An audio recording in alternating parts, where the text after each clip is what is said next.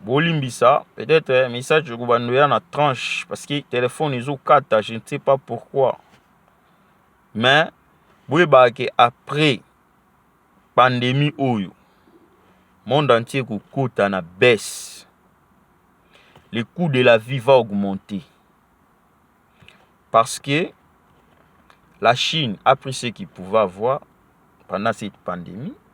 Il a racheté les actions de toutes les entreprises étrangères chez lui. Donc il a bénéficié de cela. L'immigration chinoise a perdu l'argent. Il va chercher à récupérer cet argent. Donc ça ne sera pas facile. L'Italie, pape, il est second consignataire de la pandémie. Il est pape. Vous avez vu comment il a fait tuer les gens chez lui. Mais le peuple italien a bien monté. Il a trahi, c'est le pape. Les États-Unis d'Amérique qui coopèrent avec la Chine. Aux yeux du monde, ils ont glissé ça en Amérique, que les gens meurent. Ils ont masqué la population pour dire qu'ils ne sont pas en accord avec la Chine, mais Nzoka va travailler ensemble. Mbongo o Chine a bénéficié, États-Unis paient à son akati. Action. Mais ce n'est pas diffusé aux yeux de tous. Top secret. Alors, tous ces gens-là doivent chercher à récupérer ce qu'ils ont perdu. Chaque nation cherchera à couvrir ses charges pour qu'à vivre un taux normal. Héros et Mata. Il y a eu des morts en France. Il y a eu des pertes en France. Il y a eu une baisse.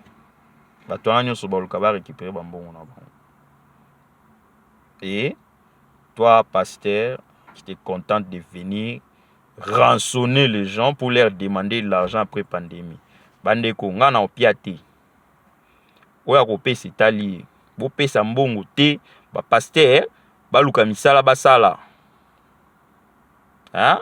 Ils ont versé mon na Bible et puis que ça pasteur a ça musala te, ils a raté. Soko lingi osai musala, lesi banano na mbongo oyo bandoluka. Comment se fait-il que biso fuka to luka mbongo to pesa ba pasteur? Ils ont sens te, bo lamuka, so bo lamuki te, bo tikalaka ba pauvre bongo vi na bino mubimba. Ba payen ba pesa ba dim na bo frantime ba zala na ba mbongo. Imaginez-vous un peu ba kenda liboso ndenge. Et qui vous dit que ce que au pesi dim ndo kozwe belé. C'est faux. C'est faux. Tout le monde peut taper sa dim azwe belé.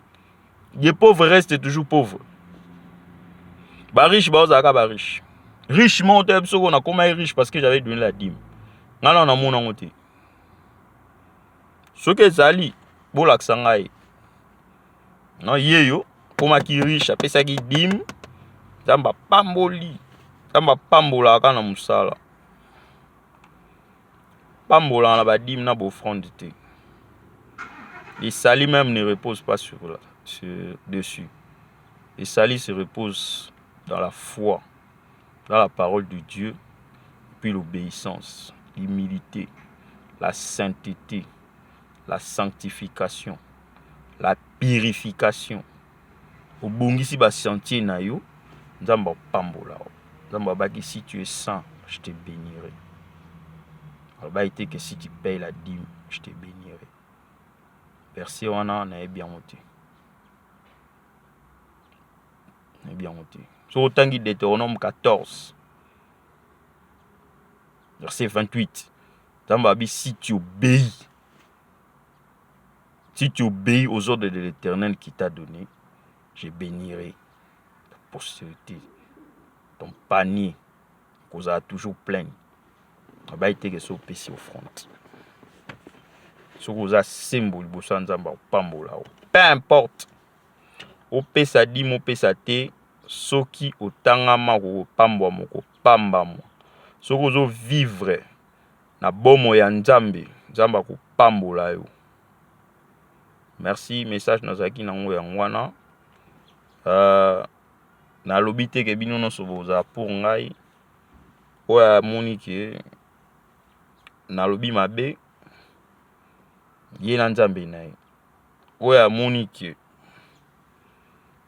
pasteur fo aza na souci ya bato et non azala rançonnaire parce qu'un rançonnaire eza Juda tomonaki Juda na Bible bazopesa Yesu malasi mwasi wana apesaki dîme te azalaki reconnaissance na ye moko parce qu'il avait reçu la révélation que Yesu azalaki mwana nzambe ya solo ye nde akoki kobikisa ye na masumu alayaki na malasi na ye mpona bolimbisi ya masumu. Mais lelo pasteur dîme ekoma chaque dimanche chaque jour. On ne sait pas comment expliquer ça.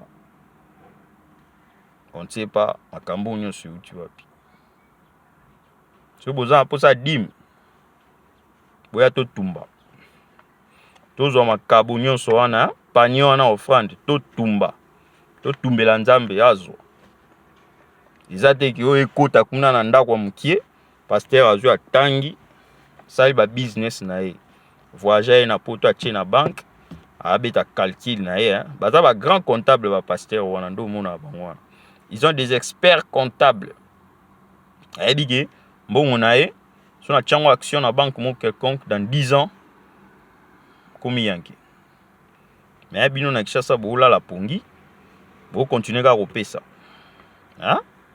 bo continuer kopesa o amona kopesa pesa kaka mais ngai na pierre sous te nzambe pasala ke nazwaka kaka alors yango na ngai na kabola na bino yango wana nzambe azala na bino nzambe apambola ane kaka opesa ata pambolaka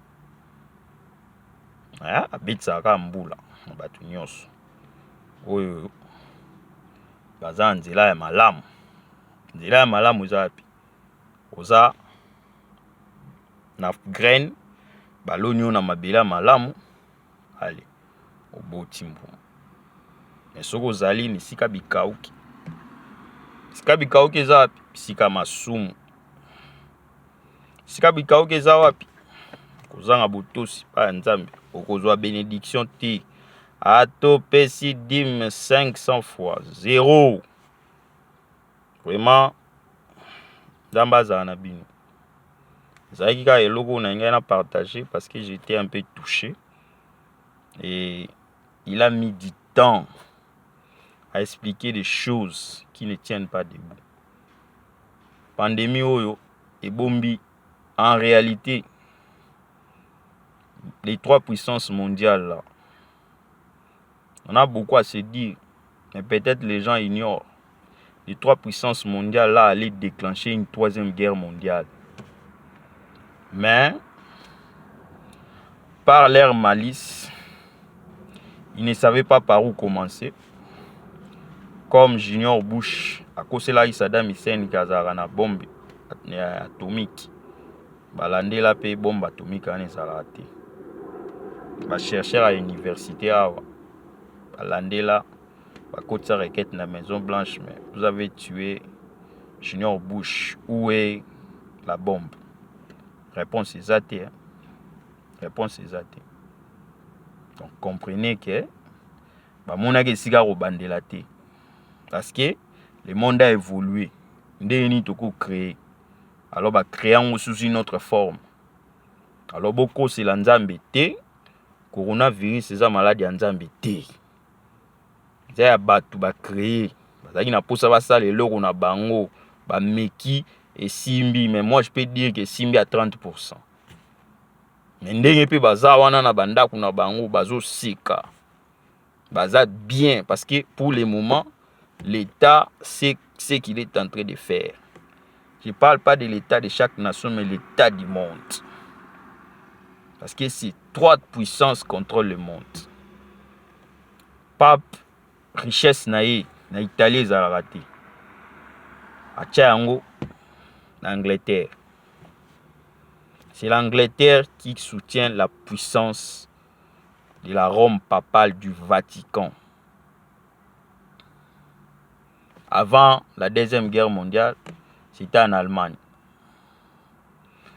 stratégie na bango pendant que Hitler faisait la guerre. Complicité, c'était la richesse nyonso ezalaki na Allemagne. Il y a ba juif na ya bango mongo église catholique o bazaki nango ba transférer yango na Angleterre. Ici, nous ne sommes pas limités.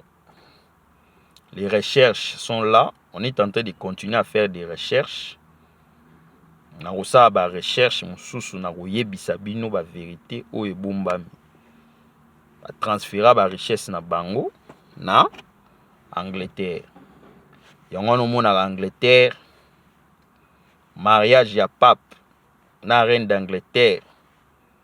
Basimba yango te, balobela yango te. Italie souffre. Mais le pape aloba moment côté. Des commanditaires de cette pandémie. Pape, président Chine, Donald Trump. Faire souffrir les gens.